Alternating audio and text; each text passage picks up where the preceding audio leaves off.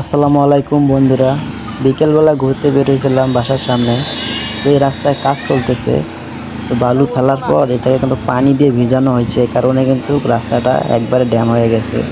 যে কোনো গাড়ি ঘোড়া আসলে এখানে কিন্তু ফেসে যাওয়ার সম্ভাবনা আছে। তো এই গাড়িটা ফেসে গেছে আমার চোখের সামনে। কয়বার আমি নিজেও ঠেলছি, গাড়িটা ওঠে না। তো পরে আমি আর ঠেলা বাদ দিয়ে ভিডিও করা শুরু করছি।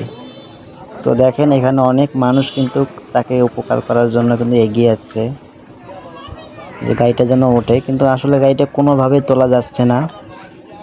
তো এখন এই জায়গাটা যেহেতু ভিজা, অন্য গাড়িরাও কিন্তু এখানে এসে থামে না, তারাও কিন্তু এক টানে গাড়িটা তুলতে চেষ্টা করে। তো এই গাড়িটা ফেসে গেছে, এখন কেউ উপকার করতেছে না।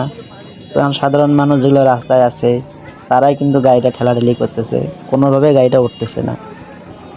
তো ড্রাইভার তো একবারে হতাশ যে এত চেষ্টা করতেছি গাড়িটা উঠতেছে না, এখন কি হবে। আর ড্রাইভারের সাথে একটা ভাই আছে, সে তো অনেক বকাবকি করতেছে ড্রাইভারও যে আপনি এভাবে আসলেন কেন, এই রাস্তা জানেন এইরকম।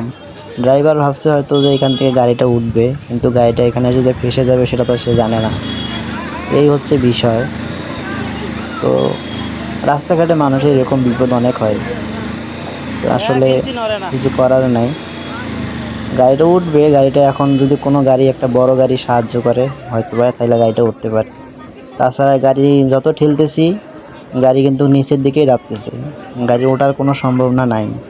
মানে চাকা একবারে নিচে ডাবি যাইতেছে, যেহেতু বালু মাটি আর বালুটা ভিজা, পানি দেওয়া হয়েছে এই কারণে।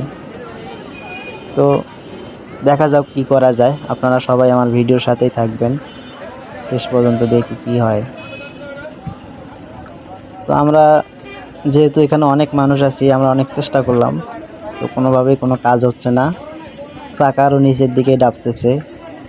তো এখন ড্রাইভার রশি নিয়ে আসার কথা, দেখি রশি নিয়ে আসি যদি অন্য কোনো গাড়ির সাথে বেঁধে টান দেওয়া হয় তাহলে হয়তো বা গাড়িটা উঠবে।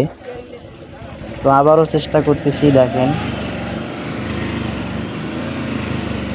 এখানে কিন্তু এভাবে কিন্তু বারবার অনেকবার চেষ্টা করা হইতেছে, গাড়িটা উঠতেছে না। তো আমরা আসি, গাড়িটা ওঠা পর্যন্ত আসি এই জায়গায়, দেখি কি হয়। তো দেখলেন তো, সবাই আবার মনে করেন যে অনেক কষ্ট করার পরও গাড়িটা তুলতে পারে নাই সবাই। এখন আবার আর কি,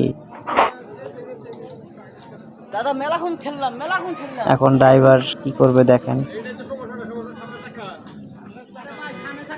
আসলে এই রাস্তার কাজ চলতেছে, এটা হচ্ছে বাগবাড়ি মাদ্রাসা যে রাস্তা।